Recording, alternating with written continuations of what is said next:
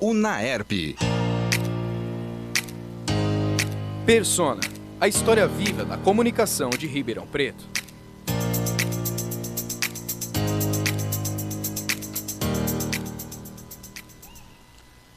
Sejam bem-vindos ao programa Persona. Você está nos acompanhando através da nossa live no Facebook da Rádio Unaerp, do jornalismo da Unaerp. Eu sou Gil Santiago e comigo meus colegas Tamires Ferreira, Vinícius Bis, Rony Barfaldi, João Pala e o Edson, que está aqui também fazendo companhia para a gente, né? Temos o prazer de receber hoje o jornalista e radialista Elton Pimenta, um dos grandes expoentes, um dos grandes nomes do rádio de Ribeirão Preto, um dos grandes jornalistas do estado de São Paulo, que vai nos contar sobre sua trajetória e nos trazer essa experiência de homem da comunicação. Para apresentar o Edson, João Pala, por favor, para apresentar o Elton. Vamos lá? Vamos lá. O Elton Pimenta, ele é natural de Jaú, no interior de São Paulo, tem 74 anos e começou sua carreira em 1958, aos 13 anos, trabalhando para o rádio de Ribeirão Preto. Ele foi locutor esportivo por quase 35 anos, levando os talentos adquiridos no rádio para a TV, tendo trabalhado inicialmente na TV Tati em 1994, à época afiliada da Rede Manchete nas regiões de Ribeirão e Campinas, com o Jornal das 11. Em fevereiro de 99, ele aceitou um convite da Band Campinas para comandar o programa político Acontece Regional. Em 2003, foi trabalhar para a Rádio CBN Campinas e em 2005 para a TVB Campinas, à época afiliada do SBT e atual afiliada da TV Record. Na CBN, comandou o Conexão Regional até 2007 e na TVB, o Notícias em Debate, até março de 2018, quando anunciou sua aposentadoria definitiva e retornou a Ribeirão Preto. Elton, seja muito bem-vindo ao programa Persona. Puxa vida, que alegria estar aqui com vocês. E muita coisa que eu já tinha esquecido. É mesmo? Foi bom fazer esse retrospecto da minha vida profissional, que me remonta à época do rádio romântico de Ribeirão Preto e a experiência também vivida em Campinas por 20 anos. Uma terra em que eu era um cidadão desconhecido. E então, muita alegria estar aqui com vocês. Assisti o penúltimo programa com Luiz Aguiar, e quando eu recebi o convite do Gil Santiago, que é meu amigo de muitos anos, não tantos quanto eu tenho, mas eu fiquei muito feliz, falei, vou com a maior alegria, porque vendo esses meninos aqui, jovens estudantes, eu acho que é uma expectativa de que o rádio nunca vai morrer. E olha, é uma alegria nossa recebê-lo aqui, e foi uma das pessoas que nós colocamos na pauta, né, meninos? Sim, vamos trazer o Elton, vamos convidá-lo, tomara que ele aceite, né? Então é com alegria que a gente recebe você aqui. Tamires, por favor. Como tanto o Gil quanto o João já deixaram claro, é uma honra para nós. E nós estamos aqui para saber um pouco da sua história e absorver o máximo de informação, né, de conhecimento possível. A primeira pergunta é uma coisa mais do início, né? Quando era criança, percorreu aí boa parte do país com circo. E a pergunta é esse contato com o circo, com esse mundo, teve alguma influência para você na questão da comunicação, da expressão, na carreira que você seguiu aí por tantos anos?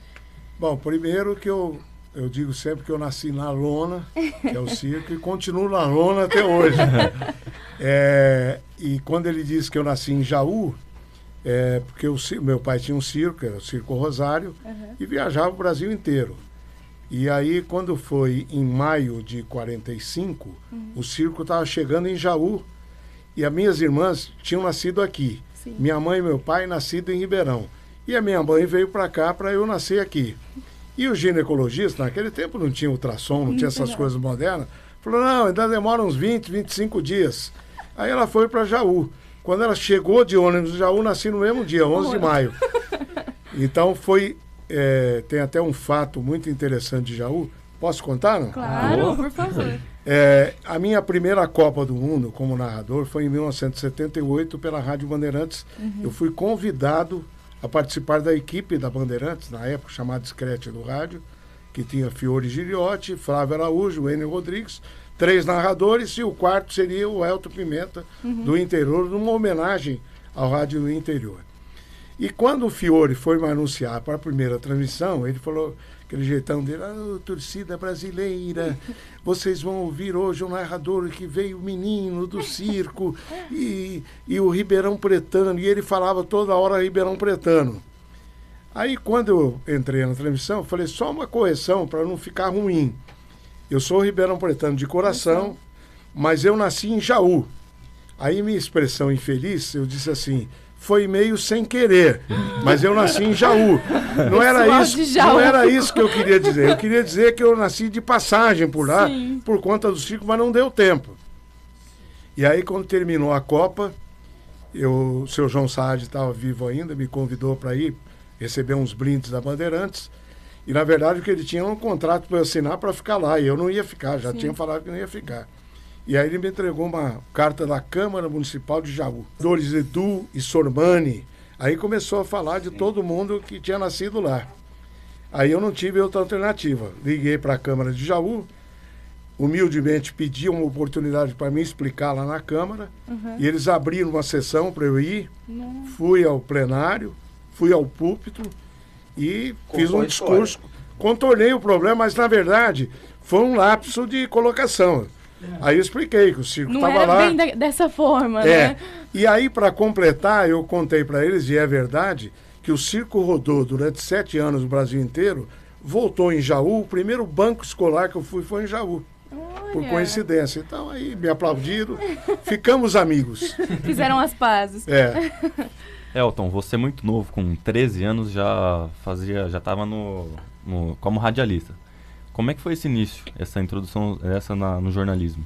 Então, quando meu pai vendeu o circo, ele muito desgostoso com a morte do Getúlio, ele era muito getulista, ele resolveu parar com o circo aqui em Ribeirão, vendeu o circo e quando ele parou com o circo, a direção da 79 o convidou para ser o diretor artístico da rádio. Naquele tempo, tinha novela, tinha programa de auditório. O meu pai escrevia uma escolinha, igual do professor Raimundo, que veio bem depois. Ele escrevia um por dia. E na escolinha tinha um baianinho que falava tudo em poesia. As perguntas que a professora fazia era fantástica a época do rádio. E eu, muito pequeno, comecei a ir com ele para a rádio. E aí inventaram de fazer um programa infantil, onde o locutor tinha que ser infantil, os cantores iam ser crianças e tudo. Aí me puseram no dia 13 de maio de 1958, como diz a história aí. Aí eu fui para o palco e não parei mais. Aí continuei no rádio. Aí em 59 eu fui para PRA7 para participar de novelas. Então quando tinha uma voz mais juvenil, de novela eu fazia. E também fiz contra-regra, que eram os ruídos. Por exemplo, o cidadão vai descer de um carro, tem que abrir a porta. Aí no estúdio da PR7 tinha um lugar cheio de coisas com ruídos. Então você abria a porta como se fosse o carro, aí eu descia num piso frio, a pessoa andando, eu tinha que fazer os passos e o microfoninho ia me acompanhando. Tudo por ali. Quando tinha um temporal, tinha um tanque, se enchia d'água, botava uma folha de zinco lá e chacoalhava, que não fazia barulho de chuva e tudo. Naquela época foi quando o Moacir Franco foi embora, Rogério Cardoso foi embora, da PRA7. Aí, em 1960, o meu pai, convidado pelo meu primo Tabajara, resolveu voltar para o circo. Montaram um novo circo. Aí meu pai falou, para de estudar e vai comigo, que eu vou rodar o Norte e Nordeste inteiro, eu quero que você vá comigo. E aí eu parei de estudar, fui com ele no circo, fiquei mais 3 anos lá. E aí, quando chegou numa ocasião, no circo, o circo estava em Cuiabá e ia para Porto Velho. Eram 10 dias e 10 noites de caminhão na selva do Amazonas. Para você ter ideia, só caravana de caminhões que seguiam para aquela estrada. Eram índios, seringueiros, então você tinha que tomar muito cuidado. E antigamente os circos para ir para o norte iam pela costa, até chegar em Manaus. E aí tinha que voltar trabalhando nas mesmas cidades que eles passaram na subida. Meu pai falou, de Cuiabá a Porto Velho, nós já estamos no norte. Aí é Porto Velho, Manaus, Belém, Macapá, e aí foi. E aí, quando o circo foi para Porto Velho, um dos palhaços, tinham 2 palhaços muito bons no circo, um deles resolveu não ir. Ficou com medo e tal, e foi embora para São Paulo. Aí, quando chegou em Porto Velho, não tinha outro palhaço para fazer. Meu pai falou, pinta a cara e vai você. E aí eu pintei a cara e fui, mas era tão sem graça, que o pessoal do circo ria mais do que a plateia, porque era muito sem graça. E aí começou, aí quando eu voltei, desculpa, a minha vida sempre foi ligada ao esporte, gostava de jogar bola, irradiava o jogo de botão e tudo. Aí quando eu voltei, eu comecei a ir para o esporte. E aí na Rádio Cultura, depois na Brasiliense, que eram 2 rádios de Ribeirão na época, muito fortes no esporte, mas eles não me davam a chance de irradiar o primeiro jogo. Eu fazia preliminar, eu fazia abertura da jornada e tudo. Aí a Brasiliense tinha um locutor chamado Wilson de Freitas, que foi para São Paulo, ficou muitos anos lá. Ele morava em Araraquara, que fazia odontologia lá. E tinha que avisar ele lá o jogo que ele ia irradiar. E era um jogo São Paulo e o Botafogo do Rio de Janeiro, o torneio Rio-São Paulo. E eu era encarregado de avisá-lo. E eu, muito molequemente, muito malandramente, não o avisei. E aí pegamos um ônibus da Cometa, eu e o Roveri, aqui em Ribeirão, fomos para o Pacaembu. Chegou no Pacaembu, abri a jornada e tal, e nada do Freitas chegar. E o Roveri ficando preocupado. E eu fui. Aí o Roveri falou, você vai ter que transmitir que o Freitas não chegou. E eu transmiti. Nem para ele eu tinha contado. Na volta eu falei, Roveri, eu tô morto. A hora que eu chegar lá, o Lúcio Mendes, o velho Lúcio, vai me mandar embora. Por quê? Porque eu fiz isso. Você não podia ter feito isso e tal. Ainda bem que você transmitiu bem. Mas você não devia ter feito e tal. Aí na segunda-feira eu fui lá na sala do Lúcio e falei, o senhor pode mandar embora, que foi isso que eu fiz e tal. Ele falou, olha, você não devia ter feito, mas eu vou te dar uma chance de você transmitir alguns jogos aqui. Mas o que aconteceu é que aquele jogo que eu transmiti foi ouvido pelo pessoal da cultura, que era o Jovino Campos, o Antônio de Barros, que estavam lá na cultura na época. Aí o Jovino me ligou, falou, você não quer ir lá para a cultura? Porque o locutor foi embora, eu estou com um só. Você vai ser o segundo. Vai ter bastante jogo para você transmitir. Aí eu fui para a Rádio Cultura e ali comecei, desde 1963. Entendi. Elton, você citou vários nomes do rádio. Eu queria saber quais são as principais referências na tua carreira que você teve. Bom, como locutor esportivo, eu vivi a época em que o grande nome, e para mim o maior de todos, Pedro Luiz. Que esse era fantástico. Era a época em que o narrador narrava o jogo. Hoje está mais difícil, o pessoal quer comentar, quer fazer brincadeira. Naquele tempo transmitia o jogo. Não tinha televisão, só rádio. O Pedro foi o grande ícone. Depois dele, anos depois, veio Osmar Santos, que marcou a época com um outro tipo de narração, mais moderna, e foi também espetacular. Agora, as minhas referências foram em Ribeirão Preto, com companheiros que me ajudaram a formar o caráter, a dignidade. Daqui a pouco eu vou chorar. Pode ficar tranquilo. Desculpa, alguns já Não, se foram. Imagina. A gente entende. São pessoas que fazem parte da vida da gente, que marcam.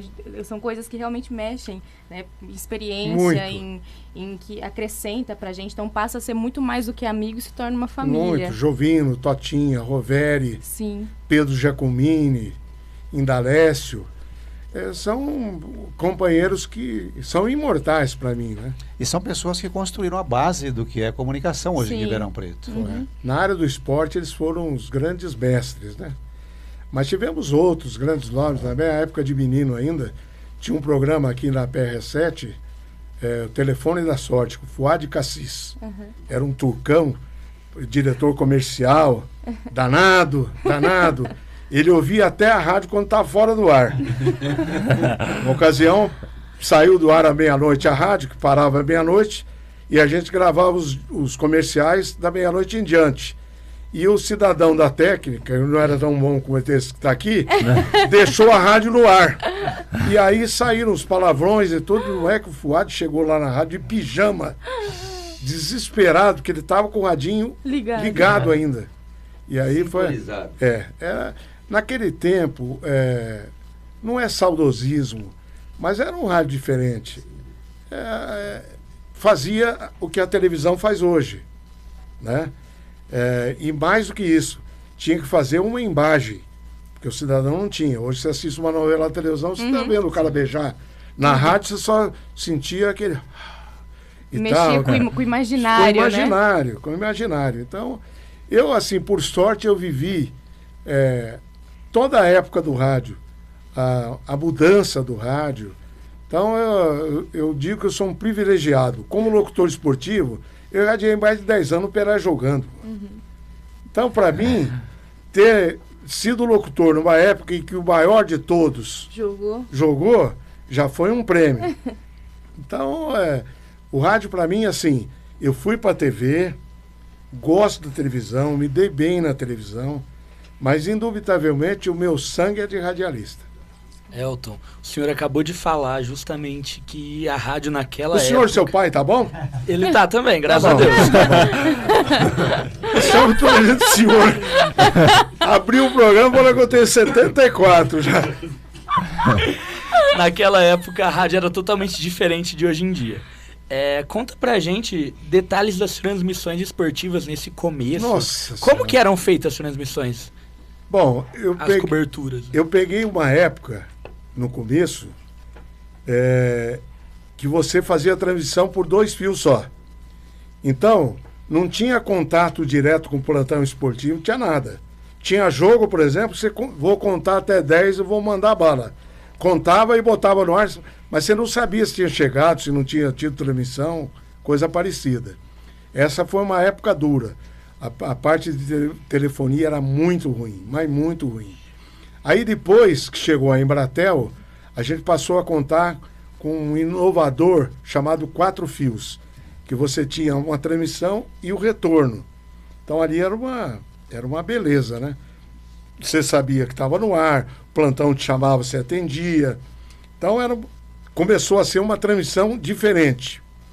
Aí depois veio transmissão internacional. Essa primeira Copa que eu fui apresentado para 2 coisas. Um chamado delay e o outro chamado off-tube. Porque, claro que a grande esmagadora maioria sabe, mas o off-tube é você transmitir vendo o jogo na televisão, você não está no estádio. Sim. Lamentavelmente hoje, muitas grandes emissoras não vão mais ao estádio, fazem no estúdio. O que eu acho uma perda total, porque no estádio é outro clima, né? Então, você, depois do 4 fios, aí veio essa inovação das transmissões internacionais. Então você falava, boa tarde, o delay era 6 segundos para chegar em você. Então você tinha que transmitir com um fone, um no ouvido e outro fora, porque aqui você ouvia, senão te atrapalhava na transmissão. E o off-tube, para mim, foi apresentado assim. Primeiro jogo que eu vou transmitir da Copa pela Bandeirantes. Eu suava frio. Aí o jogo era em Rosário. E o comentarista ia ser o Luiz Augusto Maltoni. Aí eu cheguei para ele de manhã e falei, que hora que nós vamos para Rosário? Ele falou, nós não vamos. Falei, como que não? Tá no meu caderninho aqui, ó, escrito. Vem tudo que você tem que fazer a Copa inteira. Ele falou, não, é off-tube. Eu falei, o que é isso? Ele falou, não, nós vamos estar num aparelho de televisão e vão transmitir vendo o jogo na TV. Falei, mas não é possível. E o campo, como é que você vai ver? Você vê só aquele quadro e tudo? E aí fui para a transmissão e fiz a transmissão do jeito que Deus quis e me ajudou. E aí depois comecei a ir para o estádio, aí foi bom. Mas off-tube foi uma lástima para o rádio, que encurtou o caminho. Ninguém quer mais gastar. Para que eu vou lá em São Paulo e radiar um jogo se eu posso ver aqui na televisão? Aliás, isso aí... Em 1986, aqui nos prédios da UNAERP, na antiga Rádio Renascença, que hoje é CMN, o Luiz Aguiar inventou de fazer off-tube de alguns jogos do Campeonato Brasileiro. Aí tinha um jogo que a gente ia transmitir, que a Globo ia transmitir, nós íamos ver na Globo e transmitir o jogo. São Paulo e Flamengo. Aí fizemos a abertura da transmissão, escalação e não sei o que. Na hora do jogo, o jogo que a Globo transmitiu foi Palmeiras e Fluminense. Aí ficamos sem imagem. Aí me deu um estalo na hora, eu falei assim, agora que você já sabe tudo sobre São Paulo e Flamengo e tal. O nosso... Assim, como elas eram em números? Bom, vamos mais recente, quando o Botafogo e o Comercial começaram a disputar o Campeonato Brasileiro. Sim. E os dois na série principal. Então a gente tinha o presidente da VASP na época, era de Ribeirão Preto. Sim. Então não foi tão difícil arrumar permuta para as emissoras. Então nós vimos narrador, comentarista, repórter e operador. Então eram 4 que viajavam sempre. Teve época, por exemplo, que o Botafogo fez um giro no campeonato, jogando em São Luís do Maranhão, Fortaleza e Recife. Quando o Botafogo voltou, o Comercial chegou para jogar Recife, Fortaleza e São Luís, ao contrário. E nós ficamos um mês lá fora. Porque aí não era vantagem trazer a equipe para lá e mandar outra. Né? Então, eram 4 que participavam, sempre 4. E uma coisa interessante que eu não posso deixar de contar é que em 1979 o Botafogo fez um amistoso com a seleção do Uruguai, no Estádio Centenário. Nós tínhamos lá no Estádio Centenário, para ver a força do Rádio Ribeirão Preto, 5 emissoras de Rádio Ribeirão Preto com equipes completas transmitindo o jogo. Nossa. E uma rádio do Uruguai. Era a seleção uruguaia jogando. Tinha uma rádio do Uruguai e 5 de Ribeirão. Quer dizer, era um rádio forte mesmo. Quem jogava no Botafogo naquela época? O Sócrates tinha acabado de ir embora pro Corinthians. Tinha acabado de ir pro Corinthians. Tinha acabado, mas tinha os Barzinhos, o São Campos, Ney, Manuel, o Mineiro. Era o timão o Botafogo. Timaço. Foi um jogo perdeu da seleção do Uruguai por 2-1. Mas foi um jogo pau a pau. Ainda focando na questão das equipes, da cobertura, né, nas equipes de transmissão. Qual delas, como você disse que já tinha 5 equipes, né, cobrindo, qual dessas equipes mais se destacaram? A que você estava, tinha alguma que se destacava aí nas transmissões? A grande disputa Comercial e Botafogo, sim, no campo do rádio, era 79 e PRA7, que é a Rádio Clube. Sim. Essas duas eram assim, se não estava indo muito bem no Ibope, ia lá e contratava o outro da outra rádio para puxar. Então, por exemplo, eu em 77, em 75 eu fui para a Cultura, 77 eu fui para 79, 78 eu fui para Clube, para fazer a Copa do Mundo depois. Então havia muita mudança por causa do Ibope. Entendi. Então, essa equipe aqui, o comentarista ali e tal. Então tinha muita troca de locutores, especialmente locutor. Entendi. Uma ocasião eu estava na PR7 e a 79 me convidou para ir. E ia ser a estreia num Come Fogo. O diretor comercial da 79 era locutor também chamado Moraes Neto, muito antigo. E ele era o diretor comercial. Ele ligou para uma empresa e me botou na extensão. Aí ele falou assim, chamava Gilberto Alasmar, não esqueço mais. Ele era distribuidor de uma marca de uísque. Aí ele falou assim, Gilberto, eu quero que você patrocine o Come Fogo domingo, aqui na 79. E o Gilberto era muito gozador, falou, eu vou gastar meu dinheiro aí, você é ruim para chupa irradiar e tal. Aí ele muito espertamente falou assim, que locutor você quer que eu contrate para você patrocinar? E eu na extensão. Aí o Gilberto falou assim, se você levar o Elton Pimenta, eu patrocino o ano inteiro. Ele falou, então fala com ele aqui do lado. Aí me passou o telefone, eu conversei com ele. Falou, você me ferrou agora, hein? Mas eu vou fazer o contrato. Era uma disputa bonita no rádio. Quem fosse o melhor é que... E depois de muitos anos, ainda nas duas, nós tivemos a época em que eu estava quase que terminando a minha carreira e despontou um locutor extraordinário chamado César Bruno. E aí era uma disputa grande, porque eu numa rádio e ele na outra. E às vezes, um dos dois era convidado para ir para a rádio. A gente nunca aceitou mudar, porque a gente achava que essa rivalidade, essa disputa, ia fazer com que o rádio não perdesse outros profissionais e tudo. E acabou, no fim da minha carreira como narrador, eu fui trabalhar na 79 com o César. Sim. E aí depois eu abandonei o rádio, a transmissão esportiva, e aí logo depois o César acabou falecendo e foi uma perda muito grande. Eu já estava em Campinas, aí o Wilson Antônio me ligou. Quando o César teve um infarto, ele estava indo para Matão, o Botafogo jogava em Matão.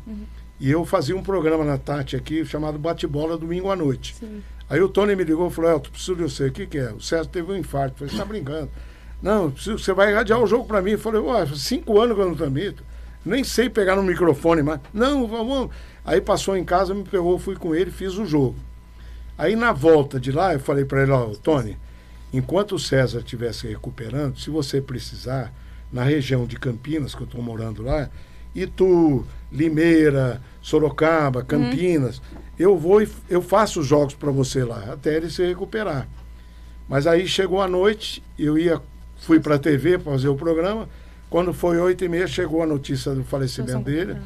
Aliás, naquele dia a gente nem fez o programa, não foi para abrir o programa dizendo que não ia ter por causa da morte do César. E aí ele foi muito cedo, grande companheiro, grande amigo, embora advertido. Dessas 3 áreas que você atuou, e qual que você mais se identificou? Bom, na parte escrita eu trabalhei muito pouco. Por conta que, na época, como narrador esportivo, eu ia viajar muito. Era quarta, quinta, sábado, domingo, estava sempre fora. Então não tinha muito tempo. Fiz muito pouco, uma coluna que era Camisa 10, que era o meu cognome no esporte. Então eu botava 10 tópicos importantes do esporte e fazia esse comentário. No rádio, como eu disse no começo, eu peguei as 2 fases, o rádio de ontem e o rádio de hoje. E depois a televisão. Acho que assim, não existe muita diferença. Eu me lembro quando eu fui para a TV, aliás, só uma correçãozinha, eu comecei em 90 na Record de Franca, mas fazendo um biquinho lá de esportes dentro do jornal regional, que era o Luiz Aguiar que apresentava. Sim. E aí eu fazia a parte de esportes. E aí, no primeiro dia, eu cheguei em casa empolgado, eu tinha feito um bloco de esportes na televisão. E meu pai ainda era vivo, artista como foi, cheguei em casa, e aí, pai, como é que foi? Ele falou, tirando o que você estava falando igual irradiando o jogo, você estava gritando e falando muito depressa, na televisão não pode, você está na sala da pessoa e tal. Então, você tem que ter um aprendizado para se adaptar no outro meio. E aí, depois de um tempo, foi criado aqui na Tati, o Chaim comprou a TV, me convidou para ser o diretor-geral e para ir criar coisas lá e tudo. E aí nós criamos um Fala Prefeito, que era aos sábados, que era o povo perguntando na rua, o prefeito tendo que responder, e era o Palocci, o prefeito, na época boa do Palocci. E aí eu falei pro dono da TV, falei, olha, a Record terminou com o Jornal da Tosse, que eram os antigos jornalistas fazendo um programa político. Falei, se a gente fizer um tossinho aqui, em vez de jornalistas, a gente põe prefeitos, deputados, nós temos 3 estúdios, Ribeirão, Campinas e Limeira. Coloca 3, eu posso comandar daqui, posso comandar em Limeira, posso estar no estúdio de Campinas. Ele falou, você acha que dá certo? Eu falei, acho que dá. Eu falei, então manda ver. Aí eu fui e comecei a fazer o programa político, o Jornal das 11. Estreiei o programa num dia que aqui em Ribeirão estava o Palocci como prefeito de Ribeirão, estava um prefeito de Limeira chamado Jurandir Paixão, que foi prefeito lá 4 vezes, e um prefeito de Campinas, que é ídolo até hoje, chamado José Roberto Magalhães Teixeira, que é o famoso Grama. E os 3 começaram comigo. Quando terminou o programa, liguei pro meu pai, que gostava de política. E aí, pai? Falou, 2 coisas que eu vou te falar.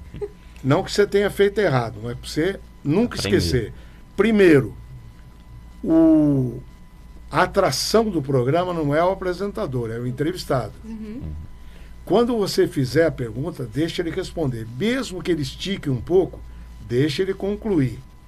Mais do que isso, não pensa que a Araraquara vai assistir o programa porque é o Elton Pimenta que está fazendo. Não, é porque o prefeito Edinho está no seu programa. E aí o pessoal vai no controle, vê, para. E vai assistir, se tiver interesse, vai continuar assistindo. E mais do que isso é uma coisa importante para todos nós. Mesmo que você desconfie que você tem mais cultura do que o entrevistado, nunca demonstre isso. Deixa sempre ele como ator principal da entrevista. E quando você achar que ele está falando, ou um médico, um advogado, algumas expressões técnicas, quando você for pedir para ele, você diz assim, para eu entender, não é para o telespectador. Não vai chamar o telespectador de ignorante. para eu entender bem, o senhor falou aí isso assim, assim, assim, aí ele fala mais didaticamente uma palavra que dê para a população entender. Então são coisas que você vai adquirindo com o tempo. Mas, assim, a rapidez do rádio ninguém vai alcançar, ninguém. A televisão, não sei se eu estou sendo muito cético, mas eu acho que ela tem um prazo de validade e não está tão longe. A internet veio para ficar. E se as pessoas souberem usar bem a internet, os programas na internet, eu acho que a televisão tem um prazo de validade. O rádio não tem jeito. Porque você mesmo na internet, você vai precisar do repórter para te trazer a notícia na hora, você vai precisar mandar o repórter no incêndio, num acidente, coisas que a televisão demora para chegar no local. E a rádio já deu a informação. Então, eu acho que a diferença fundamental é essa. A velocidade, a preciosidade da informação que o rádio tem, que a televisão vai botar no Jornal da Noite. E a gente já sabe no Jornal da Rádio do dia. Elton, depois da sua passagem pela Band Campinas e pela CBN Campinas, você se fixou na TVB Record, é isso, né? Hoje TVB Record, mas era TVB SBT. Ah, sim. Antes. Com o programa Notícias em Debate. Isso. E ficou durante muito tempo nesse...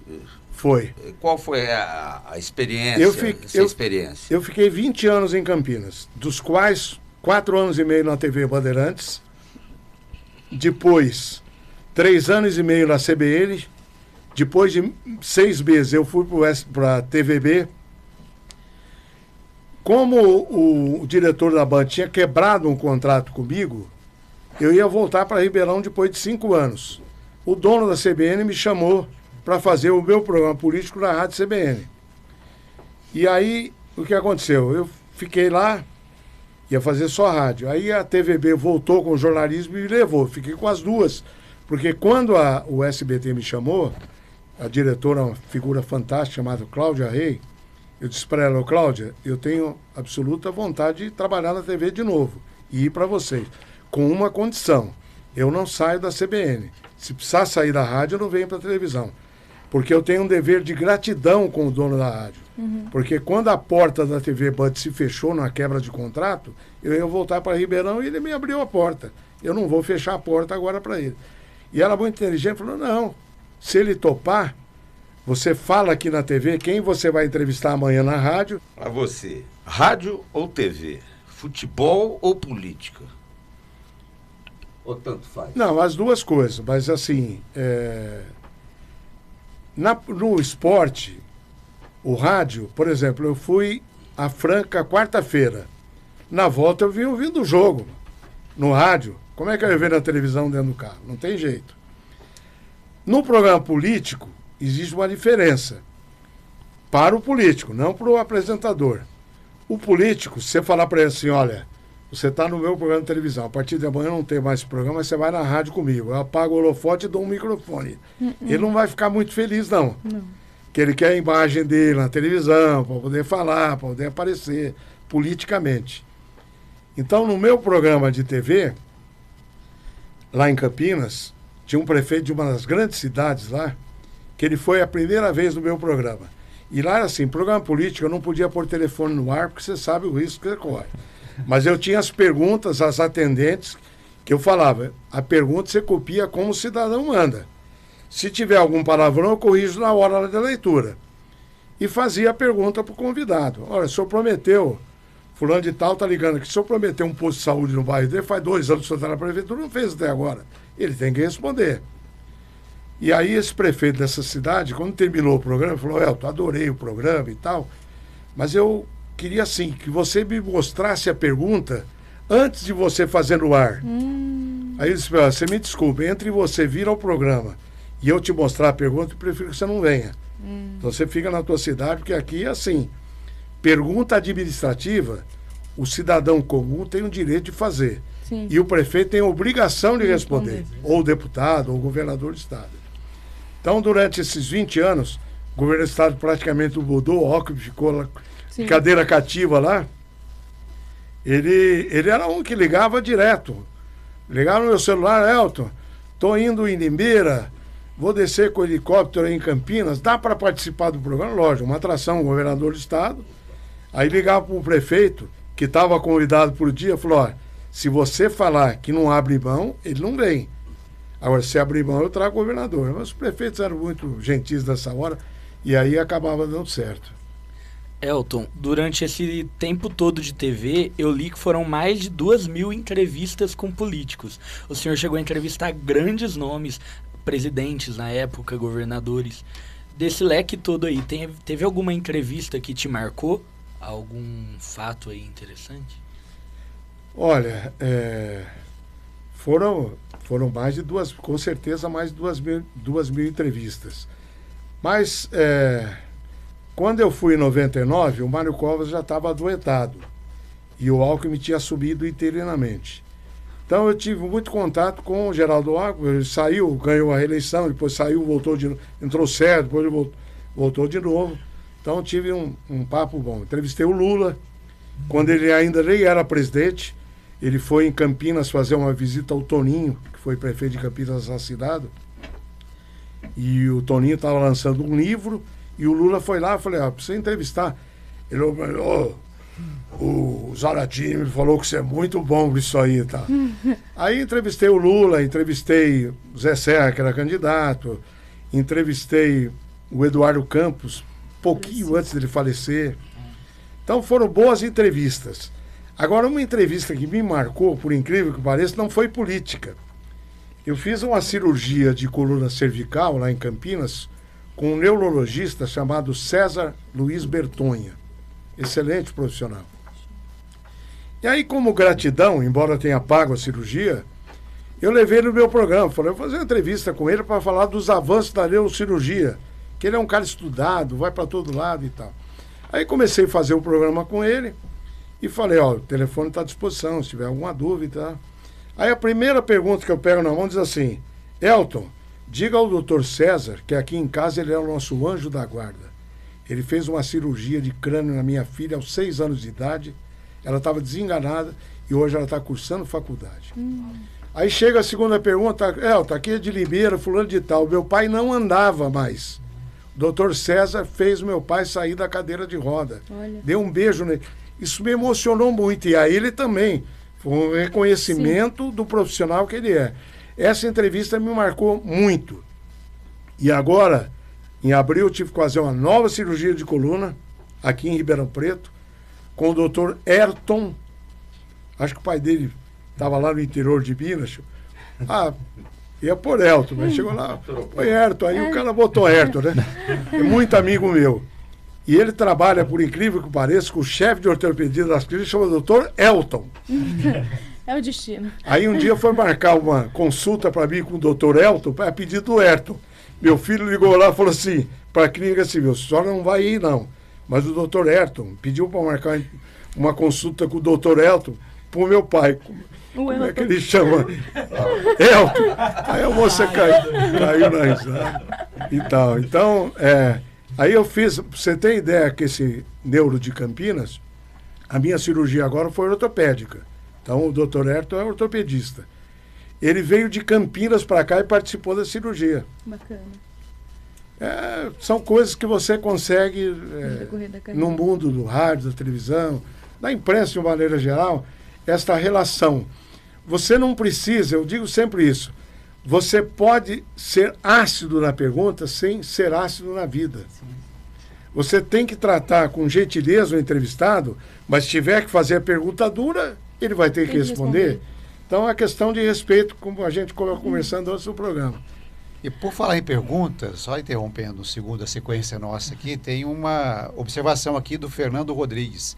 Estimado Elton, muitas histórias do rádio de Ribeirão. Está na hora de pensar num livro para registrar tudo isso. A sugestão do Fernando chegou para a gente agora aqui.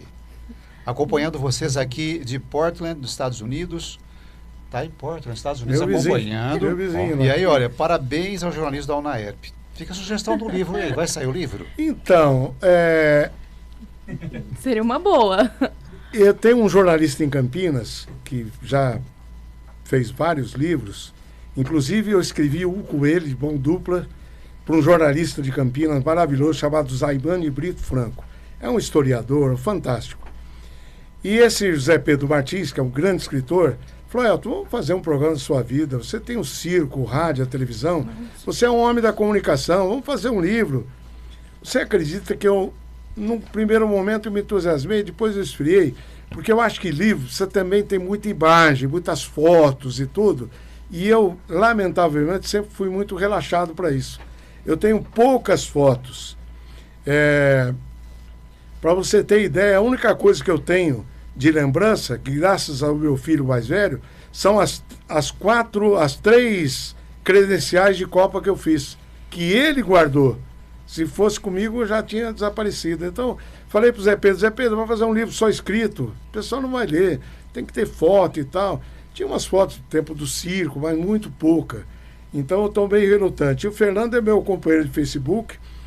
Já falei para ele que lá em Portland eu não vou, que é muito frio. Se ele quiser vir para Orlando, a casa está à disposição. Bom, Elton, no ano passado, após quase 14 anos, 15 anos apresentando Notícias em Debate, se anunciou a sua aposentadoria definitiva. E você decidiu sair de Campinas para voltar para Ribeirão Preto. Como que foi tomar essa decisão tão importante na sua carreira? Foi muito difícil deixar a TV? Foi difícil. Mas eu me preparei para isso. Como diz o Milton Leite, eu se preparei para parar. Eu fui amadurecendo um ano antes. E eu dizia para a Cláudia Rey, que era a diretora, eu falei: eu vou trabalhar mais um ano e aí eu vou parar, porque eu preciso parar. Não, mas fica mais um pouco. Eu fui deixando. E aí, quando foi em dezembro de 2017, eu saí de férias e falei para minha mulher: nós vamos voltar para Campinas, eu vou trabalhar até o dia 31 de março. E depois eu vou parar. Até porque eu precisava me tratar da cirurgia, uma série de coisas. E aí, meus filhos, meus netos moram aqui. Então, esse convívio, eu estava com ele muito condensado fim de semana. Então, para mim era muito ruim isso aí. E aí, eu cheguei lá e falei: olha... Aí fui avisar os prefeitos, deputados que participavam do programa e tal. Não, pelo amor de Deus, fica mais um ano aí. Mas não, fica mais um ano. 2018 tem eleição e não sei o quê. Mas foi, assim, um desenlace previsto por mim. Quando eu voltei de férias em janeiro e avisei a direção que ia parar, eles pediram para ficar até junho. Eu falei: não, eu já se eu ficar até junho, aí eu vou ficar até dezembro, e aí eu não paro mais. E aí eu resolvi parar realmente. Assim, me perguntam muito: mas você não tem saudade? Eu tenho. Mas eu tenho muito mais paixão pela minha família do que pelo trabalho. O trabalho eu já trabalhei minha vida inteira. Não ganhei grandes coisas, mas dá para eu me sustentar até o fim da vida. Então eu falei: agora a hora é essa mesmo. E vim para cá. Aí tive até um convite para trabalhar aqui em Ribeirão. Eu falei: esse ano, sem chance, eu vou me cuidar, tenho essa cirurgia para fazer, e depois eu vou pensar o que eu vou fazer na vida. Mas pelo jeito, estou gostando de ficar sem fazer nada. E agora, Campinas ou Ribeirão? Eu gosto das duas cidades, mas o Ribeirão é minha cidade, né? Aqui eu praticamente comecei minha vida profissional, aqui eu me casei, aqui eu tive meus filhos, tenho meus netos. Nasci no circo, como eu disse no começo, então eu sempre tive essa coisa de cigano. O circo é uma grande família, tem a lona e as barracas em volta, acaba sendo uma grande família. Aí Deus me ajudou muito, eu construí um predinho de 4 andares, mora um filho em cada andar e eu no 4º andar. Ai, que bom. Então moramos todos juntos, os netos, os primos estão crescendo como irmãos. Quando a mãe não pode buscar na escola, outra mãe vai, o pai passa. Vou almoçar na minha tia, vou almoçar no meu avô. Então ficou que a gente chama lá de um muquifo dos pimentos. E lá é naquela base. Faltou azeite lá embaixo na área de lazer, grita lá, fala: põe no elevador aí um azeite, o outro põe, e aí vai. Então, assim, Campinas é uma cidade maravilhosa. Me abriu as portas. Eu, quando fui para lá, um amigo meu falou: Elton, não quero te desanimar, não. Mas Campinas é uma cidade muito fechada, o povo é muito metido, não gosta de fazer amizade. Falei, pô, mas não é possível, a cidade é tudo igual, né? Aí fui lá, fiz uma relação realmente muito grande. A minha despedida lá foi um negócio assim que eu nunca imaginei que ia acontecer. Separar uma emissora de televisão para a cidade, as cidades da região, todo mundo se despedir. Foi muito emocionante. Eu devo muito a Campinas, profissionalmente. Mas é o que eu digo sempre, eu gosto muito daí, mas eu prefiro aqui. Elton, ainda no ano passado você foi o jornalista escolhido como representante da imprensa esportiva para ser homenageado pelo Botafogo na festa de 100 anos do clube, por ter participado da história da equipe, né, através das suas narrações esportivas. Como que você se sentiu com esse convite especial? Adivinha se eu chorei lá. Lá em casa eles falam que eu choro até em filme de faroeste. Que o bandido levou um tiro na testa, eu choro de dói. Sou chorão mesmo. Mas foi muito emocionante, porque eu não esperava. Eu fui para lá convidado para participar da festa. Foi uma surpresa. Ninguém tinha falado nada para mim. Aí estava lá eu, João Gilberto, Chiavenato, o pessoal de rádio, Tardelli, o pessoal de rádio sentado numa mesa lá. E aí depois, de repente, veio um foco de luz na nossa mesa, até estranhei. Ué? E o vice-presidente do Botafogo veio com uma placa na mão e falou que era... Aí foi muito bacana. Porque agora, não faz muito tempo... Não, foi ano passado mesmo. A IPTV me convidou, porque eu era o único locutor esportivo de Ribeirão Preto que tinha transmitido os jogos no velho estádio e no novo estádio. Que bacana. Então, para falar da experiência, da época e tudo, aí fizeram um programa dos 100 anos do Botafogo. E lá, eu encontrei com um monte de jogadores, já bem veteranos, até mais velhos do que eu, que foram homenageados, e que eu chegava lá e falava, eu transmiti jogo desse cara no campo. Olha que coisa Então, aí o pessoal ia conversar, foi uma festa bonita. Uma festa bonita e merecida. O Botafogo é uma história no futebol brasileiro, né? Como é o comercial também, que agora, com o tempo, vai voltar a ser o comercial de antigamente, para rivalizar com o Botafogo, que é bom para todo mundo. Bom para o esporte, bom para os dois e bom para as rádios. Sim, sim. O Elton, o Pedro Luiz chegou agora aqui, né? Chegou porque estava no estágio. O estágio dele é numa equipe esportiva de rádio aqui de Ribeirão Preto. Pedro Luiz? Pedro Ruiz. Pedro Ruiz. Se fosse Luiz, já ia falar que tinha... Então, tinha é mais bom, e está no primeiro ano do curso de jornalismo. Ô, Pedrão. Né? Já está encarando o rádio ao vivo, fazendo uma equipe esportiva. Ele tem uma pergunta para você aqui. E quando você entrou na escola, rasparam a tua cabeça? Não? Ou não? Não rasparam, não. Não? Eu fiz a educação física aqui em 1970. Rasparam. Rasparam nunca mais nasceu. Ia pegar quem cortou. Como o Gil falou, eu tô fazendo estágio numa rádio e eu tava essa semana montando a pauta pro aniversário tanto do comercial que foi ontem quanto do Botafogo que é amanhã. E eu tava ouvindo algumas narrações antigas, sua, do César Bruno. E realmente, como você falou, é uma época do rádio que não volta mais. O jogo era realmente narrado. Eu queria saber de você qual foi o jogo mais marcante que você fez, o que mais te marcou. Ai, agora para lembrar é difícil, né? Eu posso dizer o seguinte, eu sou o locutor esportivo de Ribeirão Preto que mais Come Fogo transmitiu na história do rádio. Enquanto eu estava na ativa, praticamente foram todos. Não é que eu era o melhor, é que não tinha outro melhor que eu. Então eles botavam eu para transmitir. Então o Come Fogo sempre foi histórico, todos eles, né? Por exemplo, o maior goleado do comercial foi 5-0 no Botafogo e Palma Travasso. Nossa. Na época o comercial tinha um time para ser campeão paulista, né? Aí teve a era Sócrates, também dava gosto de ver, né?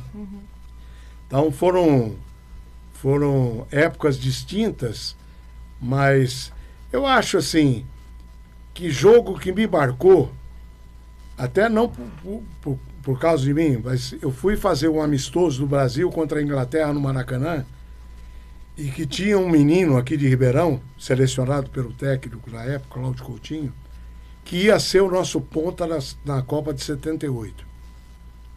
Isso foi em 77. E aí eu estava irradiando o jogo, e no Maracanã não tinha cabine para todo mundo.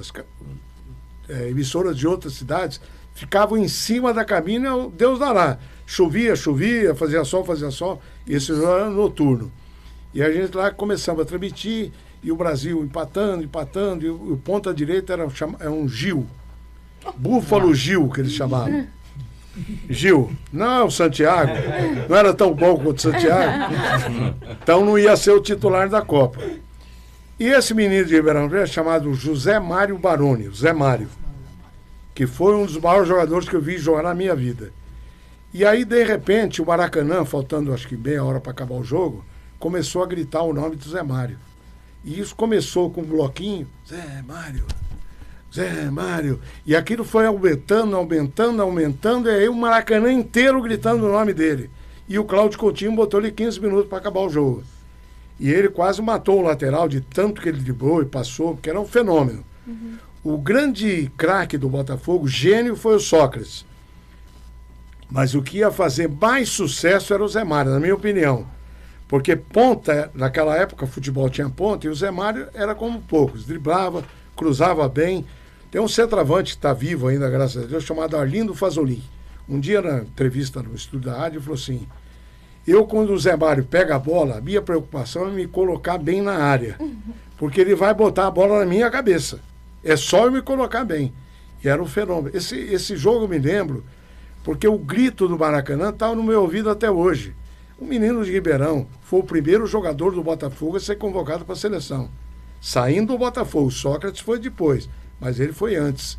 Então você fica com o menino de Ribeirão e tal, e eu me recordo que nessa época foi descoberta a leucemia no Zé Mário, lá na seleção brasileira. E aí ele não pôde ser convocado, voltou para Ribeirão, começou um tratamento que infelizmente não deu certo. E aí eu ia viajar para a Copa da Argentina, e no dia 28 ou 29 de maio eu fui visitá-lo no hospital. E ele era um menino muito humilde, muito simples, pouco estudado. Ele estava pele e osso, me recordo até hoje na cama. E aí eu fui lá: ô Zé, vamos levantar essa cama, aí dando uma animada nele. Ele falou assim: sabe da novidade? Ele quase não falava, os dentes quase não cabiam na boca mais. Ele falou assim: doutor Gaetano vai me liberar semana que vem para começar a treinar de novo. Quer dizer, não teve jeito. Aí no dia 8 ou 9 de junho, o Zé Mário acabou falecendo. Quantos anos ele tinha na época? Ele era bem novo. 18, 19 anos. Era um craque, o craque mesmo. Cracaço. Ô Elton, se fosse para você citar 3 jogadores de Ribeirão Preto, quem você citaria dos melhores que você viu? E 3 do Brasil inteiro. 3 daqui da terra ou que jogaram aqui? Que jogaram aqui. Que jogaram aqui no Botafogo ou Comercial. Eu vou citar 3 que são de Ribeirão. Isso. Um deles nasceu na Fortaleza, do Ceará, mas começou aqui. Sócrates, Zé Mário e Tadeu Risse. Para mim foram os 3 maiores que eu vi jogar. Eu fui fazer um jogo em Porto Alegre. O Tadeu já tinha parado há muito tempo. E aí, quando eu fui fazer a ficha no hotel, o rapaz viu o Ribeirão Preto e falou assim: o melhor jogador do Grêmio de todos os tempos, dentro e fora do campo, é da sua terra. Eu falei: quem é? Tadeu Ricci. Jogou no Flamengo também, né? Jogou no América, no Flamengo. Com a 10, né? Tadeu era fantástico. Agora, jogadores que eu vi atuar, que vieram de fora e jogaram aqui: Jair Bala, que também era um fenômeno.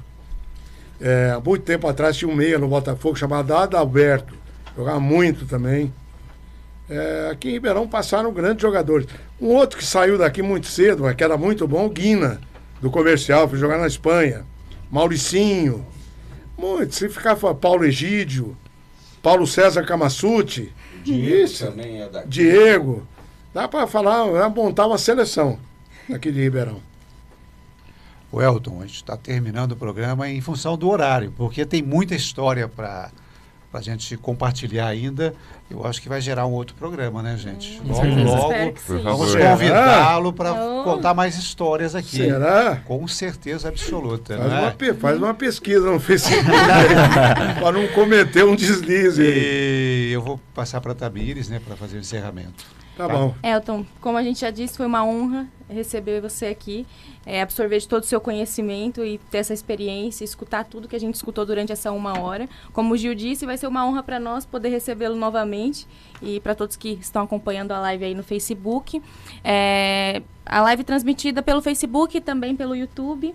Espero que você tenha gostado, espero que tenha atendido as expectativas, que para nós também foi muito bom. Então, fique aí com a programação da Rádio Unaerp. Um abraço aqui, Gil Santiago, Rony Barufaldi. E depois a gente vai estar no Spotify também, né? O programa vai estar no Spotify. E então, se me convidar, então, eu juro por Deus que eu venho de novo. Vamos convidá-lo, com certeza. Não, a gente vai cobrar. Acompanhe a gente também pelo site do jornalismo. Ficamos por aqui, programa Persona, todas as sextas-feiras, das 6 às 7 horas da noite. Um abraço. Rádio Unaerp.